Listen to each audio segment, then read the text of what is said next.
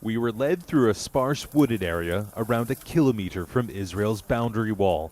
These men are fighters for the Popular Resistance Committee, and they're taking us to meet one of their senior commanders.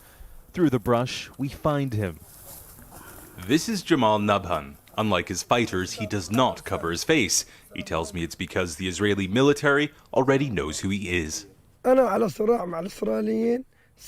Israelis have already tried to assassinate me many times, so I'm challenging them by not hiding my identity.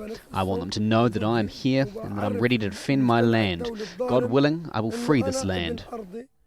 The PRC's Al-Nasser Salah al-Din Brigades is one of the largest armed Palestinian religious nationalist groups in Gaza. It was heavily involved in the fighting during last year's 50-day war with Israel.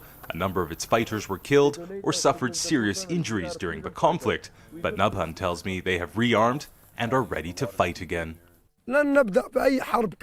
We have never started any war. We are committed to the ceasefire agreements, but the Israelis always violate the ceasefire and start wars with us, so we're ready to fight back. In last year's war, more than 2,000 people died, many of them civilians. What did you achieve in that conflict? The Israelis should answer this question. They're the ones who are targeting our women and children. In the next war, we will target Israelis no matter where they are in the world. We've been given permission by the commander to film this night patrol, but he warns the Israelis monitor this area very closely and that he can't guarantee they won't react. The fear of Israeli fire is real. Despite an Egyptian-brokered ceasefire agreement that brought an end to the war, Israel's military routinely violates it.